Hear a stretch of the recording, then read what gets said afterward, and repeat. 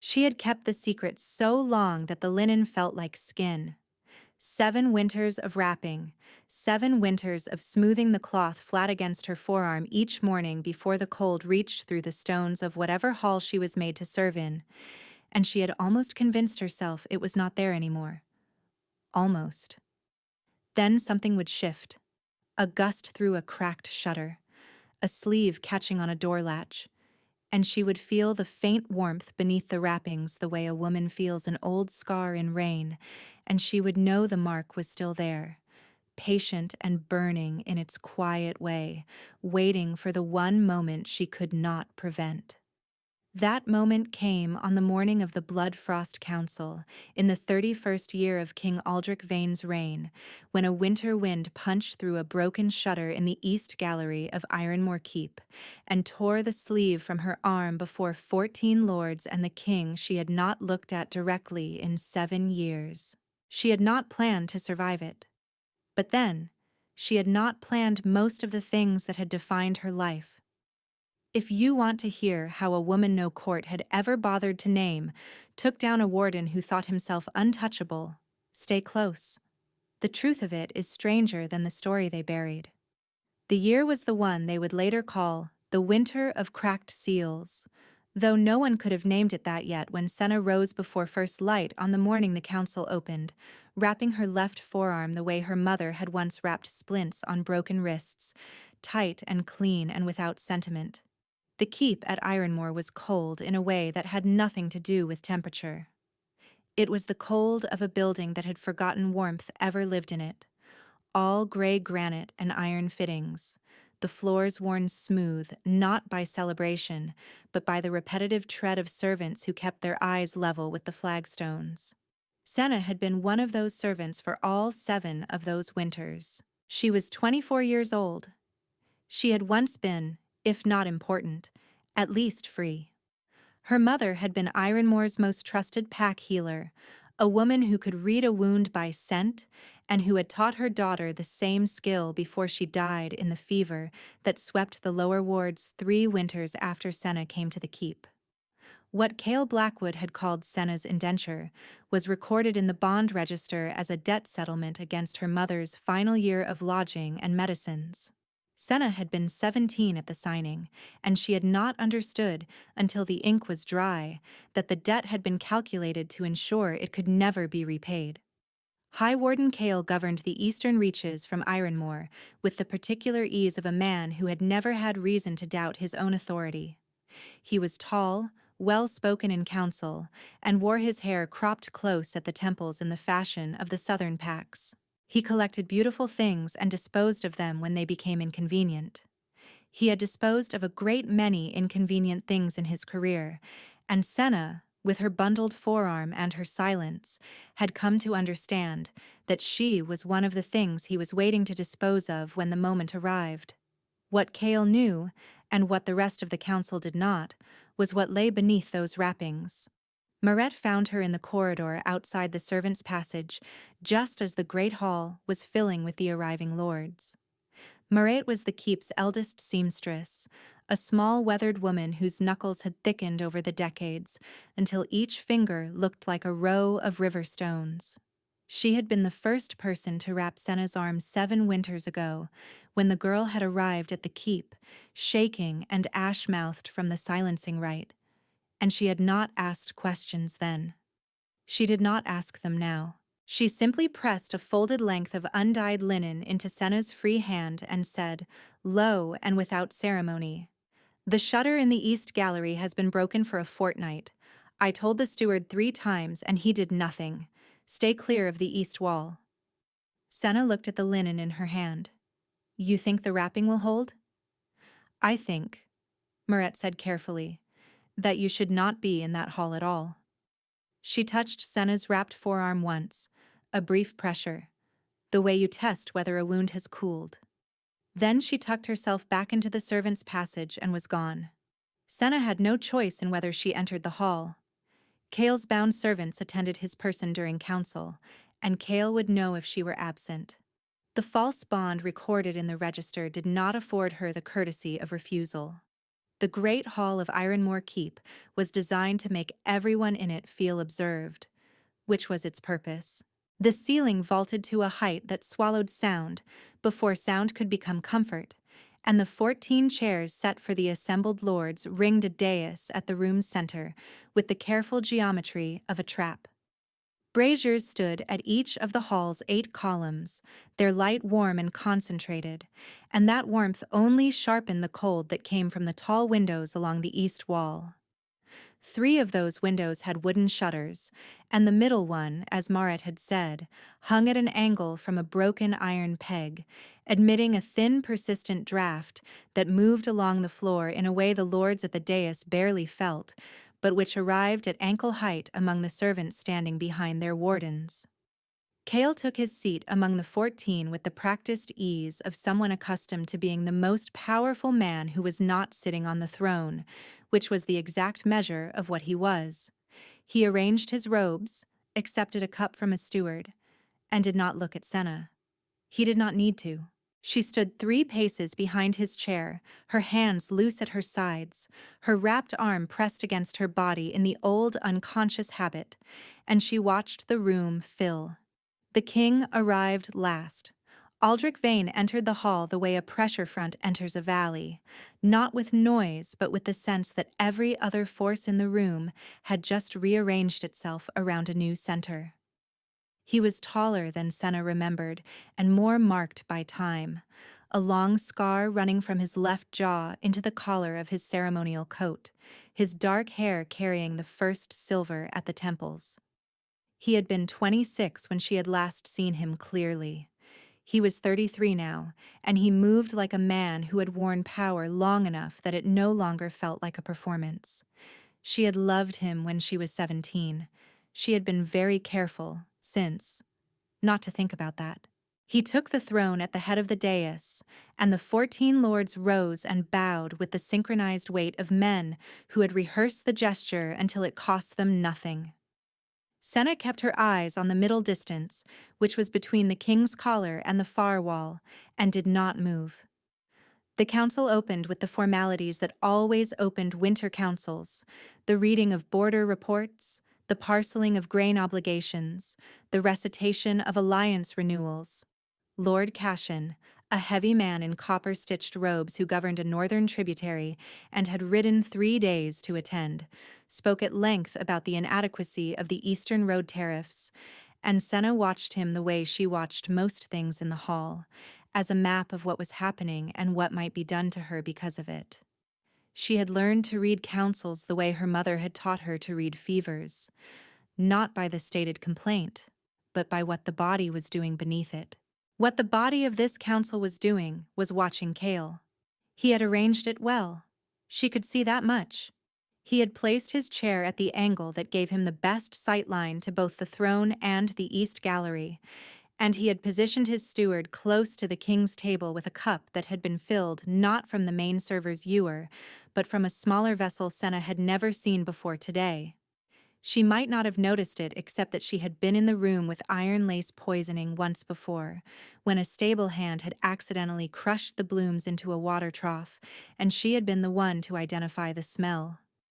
It was faint here, masked by the cedar and resin scent of the ceremonial cup itself, but it was present, sweet sharp, like a fruit that had turned on a day that seemed too warm for winter.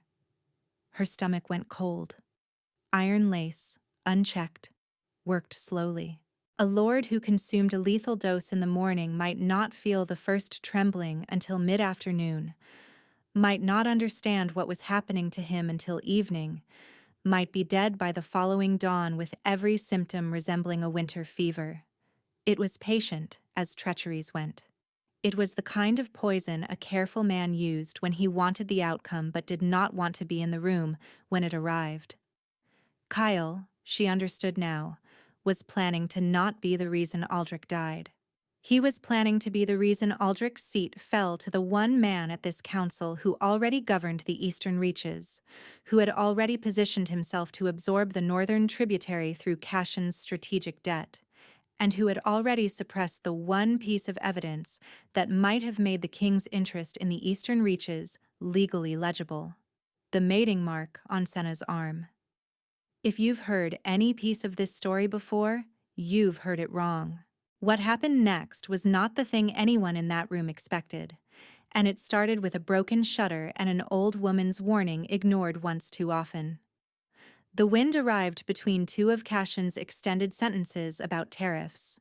It came through the broken shutter in a concentrated gust, the kind of winter draft that moves in a blade rather than a spread, and it caught the narrow hem of Senna's outer sleeve at the exact angle Moret had feared, and it tore the stitching at the cuff and peeled the outer cloth back along her arm with a sound like a page turning in a quiet room. The linen beneath came partly loose with it. Senna's first reflex was to press her arm against her body. Her second reflex was to close her hand into a fist. Neither reflex was fast enough, because the firelight from the nearest brazier was very direct, and the mark was not small. It ran from the inside of her wrist to just below the crook of her elbow in the old script that Aldrich's bloodline carried, the mark that his wolf laid down at the Ashen Conclave 7 years prior, on the night when they had been alone on the Tower Walk, and she had understood for the first time that the most powerful man in the Eastern Territories had been carrying the same ache she had been carrying, and had not known what to do with it any more than she had. The mark was the same deep copper gold it had been on the morning after it appeared, undimmed by the silencing rite, or by 7 winters of darkness under linen. It had the specific shape of his bloodline's bond seal, which every lord in the room would have seen in the heraldic register at least once, which meant that every lord in the room understood what they were looking at. For a moment, no one said anything. Lord Cashin turned in his chair. His mouth opened and produced the sound men make when they are certain they have just seen something impossible, and wish to establish loudly that they were present to see it. "That is," he started, and stopped. Cale was already rising. "Remove her," he said to the door guards, his voice carrying the particular flatness of a man who has planned for contingencies and is now executing one. "The servant is unwell. She will be escorted to the lower ward." Senna did not move. She stood with her arm held slightly away from her body, the torn sleeve hanging at her elbow, the mark open to the firelight, and to the 14 pairs of eyes and to the one pair she had spent 7 winters avoiding. She understood that if she moved toward the door she would not reach the lower ward. She understood that the lower ward, in this instance, meant the kind of silence that preceded a recorded accidental death. She looked at Aldrich. She had not let herself do that. Not fully. In all the time since the silencing rite. She had kept her eyes at the level of his throat or his collar or the table in front of him, careful and consistent in the way you are careful with a wound that has not finished closing. Now she looked at his face, and she watched him look at her arm, and she watched him go very still. One thing moved in him. She could not have named it from across the room except that it was not surprise. It was something that had been waiting a long time to stop waiting. She did not let herself think about what that meant. She turned instead toward the king's table where Cale's steward still held the ceremonial cup, and she said, loudly and clearly enough to carry to the far columns, "The king should not drink from that cup." The hall received this in silence. Cale turned from the door guards to look at her with an expression she had seen once before, on the day her mother died, when he had come to record the debt. It was not quite anger.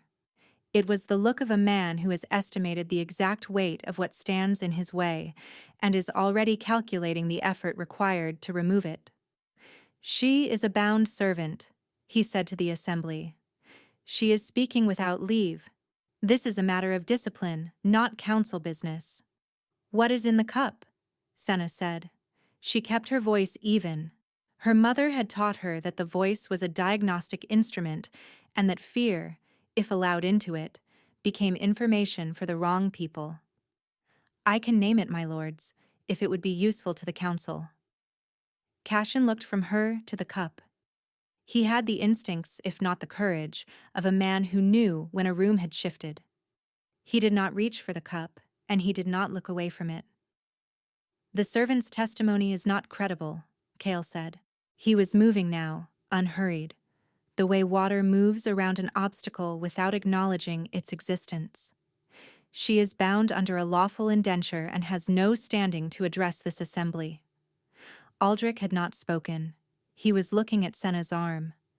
Your Grace, she said to him, and she used the title because it was the right title and because nothing else would carry across the space between them without pretending they shared something she could not yet claim.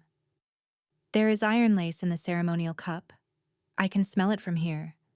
It is lethal within 1 hour in the dose required to mask it against cedar resin, and it will present as a fever.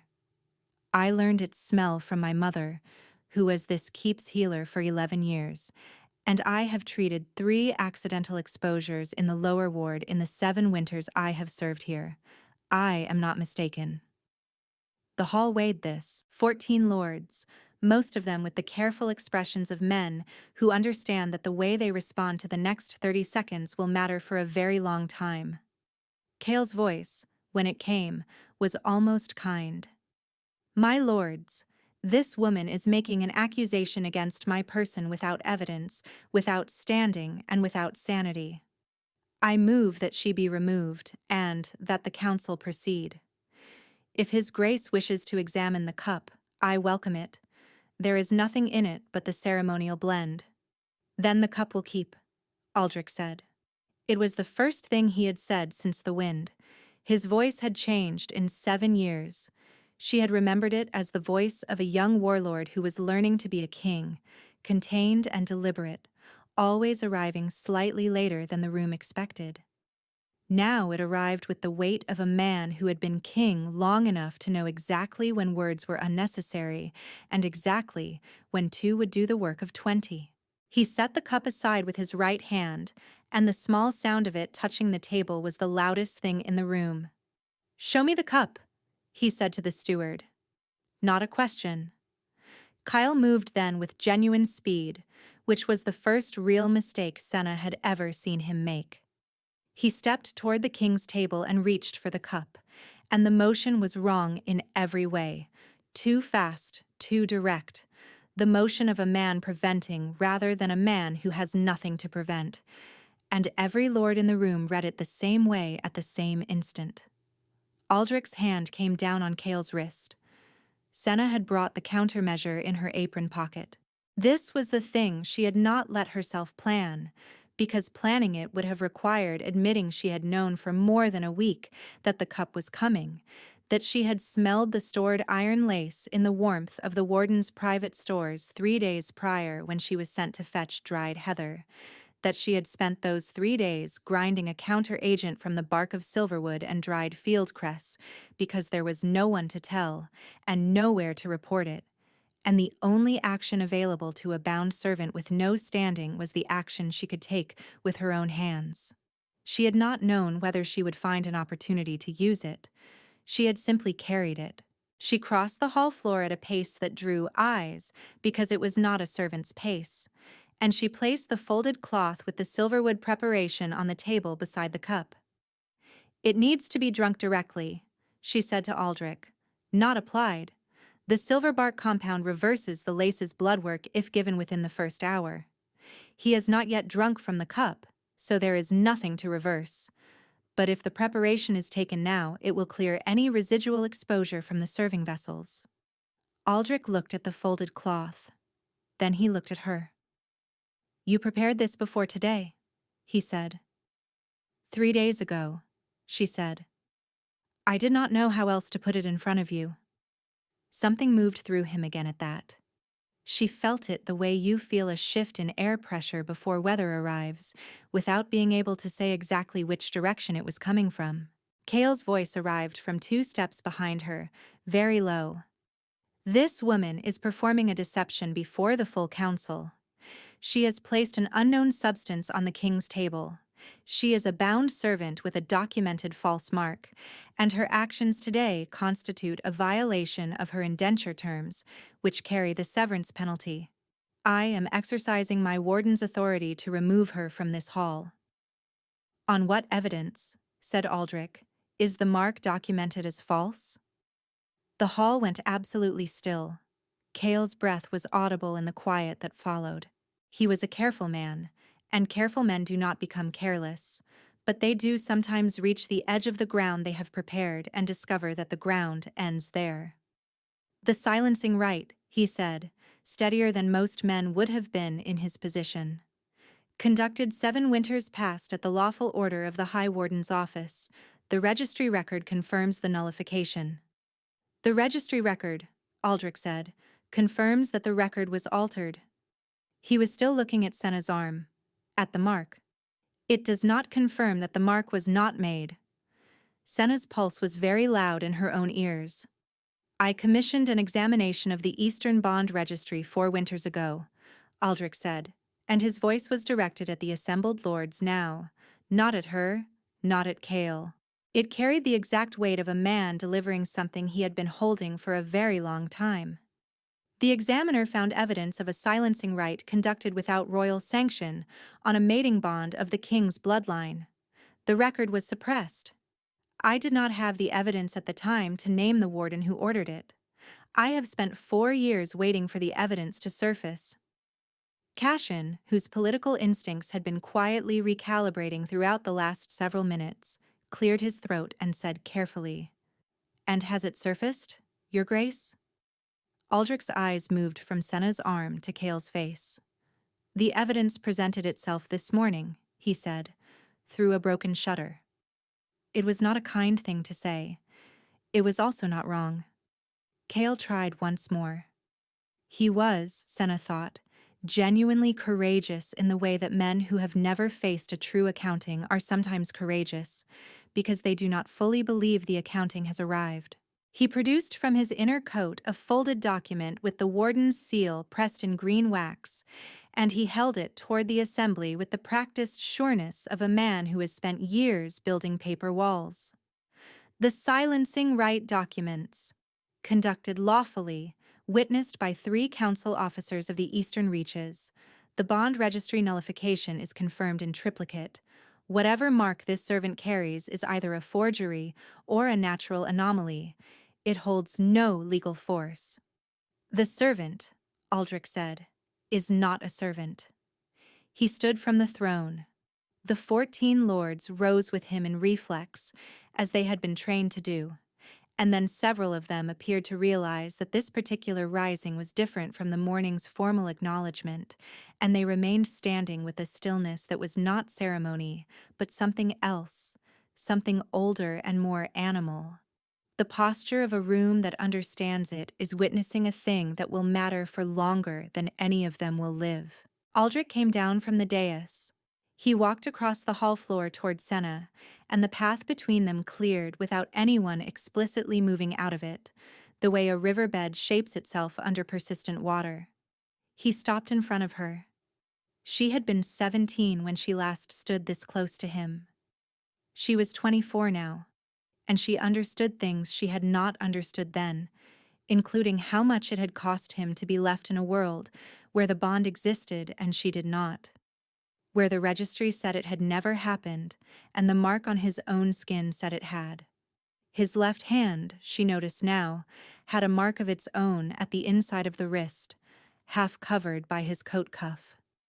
She had not known until this moment that the king's marks were reciprocal. She had known it theoretically, from her mother's teaching, but she had not let herself think about what it meant in practice, because thinking about it would have meant thinking about the 7 winters he had spent with that mark on his skin, and no registered bond to account for it, and no living, traceable mate to prove the registry wrong. He lifted her left arm carefully and turned it so the mark faced the firelight and the assembly. "By the law of the blood bond," he said, "which no warden's right can sever and no registry can erase, I name this woman the true marked mate of the king's line." His voice was steady and precise, the voice of a man making a statement he has been composing for a very long time. "She is not a servant, she is not a debtor, she is not bound. The indenture registered in her name was made under coercion by a warden who suppressed her standing to prevent this recognition. That indenture is dissolved." He turned to Cale. "As is your wardenship," he said, and your place in this council, and your freedom. Kale moved. He was fast for a man in formal robes, and he had clearly decided that his only remaining option was the corridor, but the guards at the hall doors were Aldrich's men, not his, and they had been Aldrich's men since the king arrived that morning. The door did not open for him. He turned back into the room with the particular stillness of a man whose calculations have all come out wrong at once, and he stood there, and the light from the 8 braziers was very direct, and there was nowhere to be in the room that wasn't visible. "You have no proof of falsification," he said to Aldrich. The document was still in his hand, the green wax seal catching the light. The right was witnessed by council officers who have since filed amended testimony with the king's examiner, Aldrich said. 2 of the 3, the third died in the second winter after the right. His widow filed his notes last spring. He did not say this with satisfaction. He said it the way you say a fact, which is what it was. The document in Kale's hand had ceased to be a weapon and had become a record, and the difference between those 2 things was visible in the way he held it now. The grip gone loose and purposeless, a man holding paper because he no longer knew what else to do with his hands. The end of it was not pleasant to watch, but it was not prolonged, and it was witnessed by 14 lords who would carry the specific details of it into every territorial council they attended for the rest of their lives. What Aldrich did was lawful and cold and very final, and when it was done, the hall was quiet for a moment with the particular quiet of a room where something large has ceased. Cashen was the first of the 14 to move. He rose from his chair, and his eyes were on Senna's arm, and he lowered himself to one knee on the stone floor with the stiffness of a heavy man who had not knelt before anything in years. The copper stitching on his robes was very bright against the gray floor. The others followed him. They did not all drop at once. There was a sequence to it, the way there is a sequence to large things, 1 and then 2, and then the rest in a wave, until all 14 lords and the household guards and the stewards and the servants standing at the hall's margins were kneeling, and the only people on their feet were Aldrich and Senna and old Maret, who had come through the servants' passage at some point during the confrontation, and was standing against the far column with her thick hands folded and her eyes very bright, not weeping yet, but close. Senna looked at her. Maret gave a single small nod that meant many things, among them, "I knew, and I waited, and I am glad it is done." The mark on Senna's arm was still bare. The torn sleeve hung at her elbow. She had not covered it, and she did not intend to, and the choice to let it remain visible felt less like defiance than like putting down something she had carried so long she had stopped noticing the weight. Aldrich's hand was open beside hers. He had not touched her again after lifting her arm, which she understood as the correct restraint for a public moment in a hall full of witnesses. He was waiting. She placed her hand in his. The bond seal on her forearm produced a flare of light that was visible to every kneeling lord, a warm copper gold that moved beneath the skin like sunlight moving through water, brief and unmistakable, and gone, leaving the mark exactly as it had been, only more legible somehow, as if the light had clarified what was always written there. The mark on his wrist produced the same. She felt the resonance of it as a warmth that moved up her arm and settled in her chest, not a new thing but a recognized one. The way a word sounds different when you finally understand its meaning. She had kept the secret for 7 winters. She had wrapped it and guarded it, and carried it through halls that would have destroyed it if they could. And she had done it without anyone in the keep knowing except Maret, who had known from the first morning and had never asked for an explanation, and had given her fresh linen every time the wrapping wore thin, and had only ever offered one piece of practical advice: stay clear of the east wall. Senna thought, in the way you think things that arrive too late to be useful, that she should have listened. Then she thought that she was glad she had not. the council dissolved in the hours that followed in the way that councils dissolve when the central authority has just demonstrated both its knowledge and its limits in the same morning. Lords who had been allied with Cale's ambitions found reasons to be very clear and very present in their loyalty to the throne. Cashin, who had the wit to understand that his early kneel had been both genuine and strategically well-timed, spent the afternoon in a visible and earnest conversation with the king's advisers about the road tariffs he had raised at the session's opening, and those tariffs were adjusted to figures that satisfied him enough to ensure his goodwill without rewarding his politics. The silencing rights documents were collected and taken to the king's examiner. The false indenture record was formally dissolved before the remaining lords in an act that took less than 3 minutes but carried the weight of 7 years. Marit found Senna in the East Gallery afterward, standing at the broken shutter, looking out at the keep's frozen courtyard, where the afternoon light was moving across the gray stone in the low horizontal way of deep winter afternoons. The seamstress brought with her a length of clean cloth and the small efficient needle she kept pinned at her collar. "The sleeve," Senna said. "I'll take it in," Maret said. "Make it shorter, no hiding space." "I know." Maret sat on the gallery bench and held out her hand for the sleeve, and Senna stripped off the outer coat and gave it over and watched the old woman work. Her hands moved with the unhurried speed of someone who has done one thing well for 50 years, the needle in and out through the cloth with the small rhythmic puncture of it the only sound in the gallery. "He came looking," Maret said, without looking up. 3 years after the silencing rite.